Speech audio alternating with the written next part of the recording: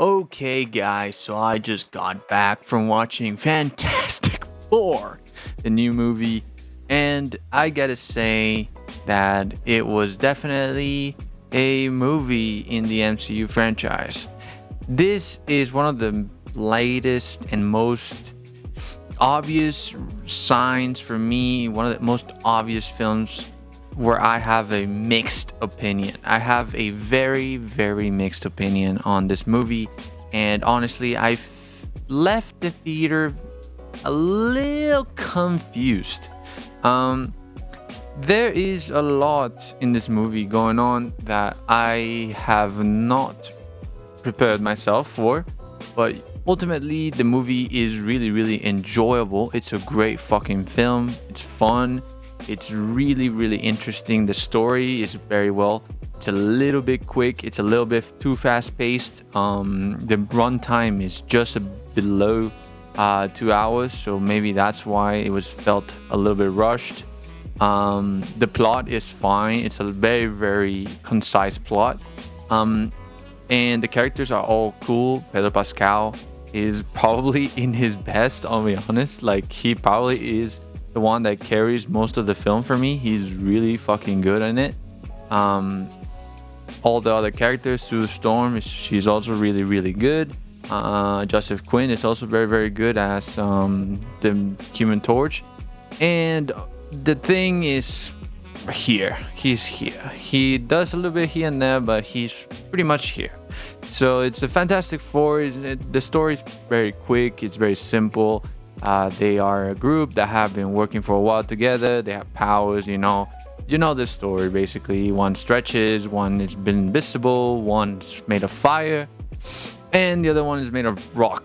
And they have a child between the two main leads, between Reeds and Sue, and they have this child that basically this fucking guy from the space, which we'll call Galactus because he's Galactus, and he wants the baby, and that's pretty much the story. And so after the story and all the characters, Silver Surfer, the Galactus, and all the heroes, we basically got the story. And man, I can't help but feel that the movie is just an MCU movie.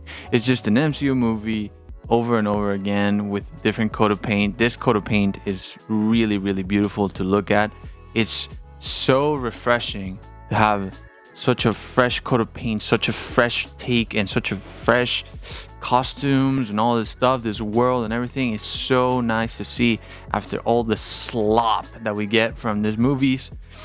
But to be honest, man, it's not enough. The story is just, at the end, it gets really predictable. It's usually, some people would say, no, it's the best outcome of whatever. Well, it's the best outcome, but it really taunts you with, oh man, maybe this could be this force of nature enemy that really needs to be a sacrifice for the heroes to really defeat and all this stuff.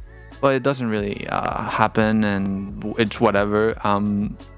The movie does well to just kind of show you the characters and what they're all about and everything. But fuck, to be honest, man, it's really not that deep here. They could have gone very, very interesting in different ways. I felt it could have been a bit longer with the characters and all this stuff, and maybe they could have used a few more minutes here and there of them interacting, talking to each other, and all the other characters as well. Maybe a little bit more in the world, because the bits here that they show is really interesting, but they don't do much with it.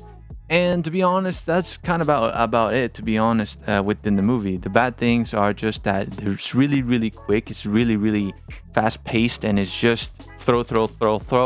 Not really a lot of time to digest the characters or to see them interact with each other as much as I would like. And a lot of people would like as well. They agree with me on this part, a lot of people, but that was talked to about the movie. But after that, the movie is really great. It's really, really great. It's really, really fun. It's just chill, and it's really just a very nice reminder that the MCU could really do something different.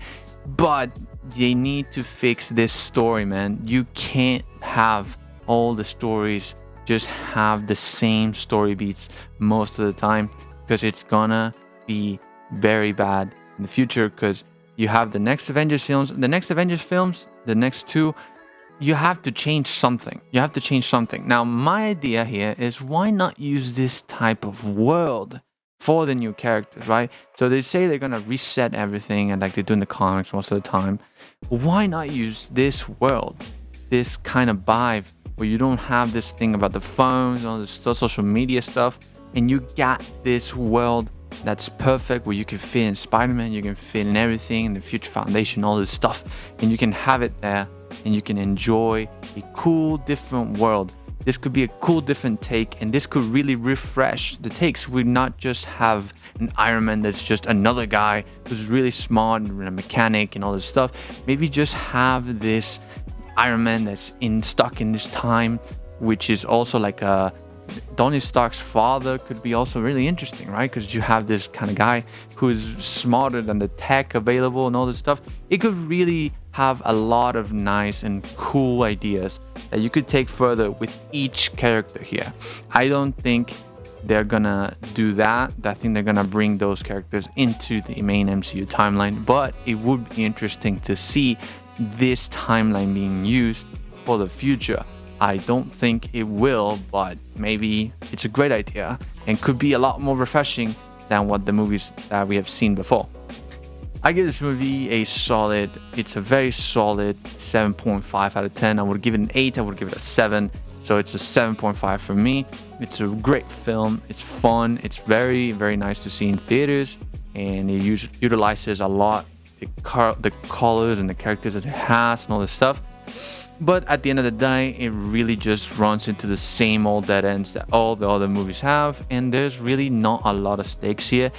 And that's weird, considering it has one of the best and biggest villains that you could have within the MCU, or that the MCU has had up until now. But even after that, the story is cool. No spoilers, because I won't do spoilers, but there's a lot of cool moments, especially towards halfway through the end. And then at the end, there's a lot of like blah blah blah and all this, revive and all this stuff, whatever. Little spoiler there, but not really. I'll tell you who. But basically, that's about it. And yeah, so 7.5 out of 10. Go watch it. It's good. See you guys.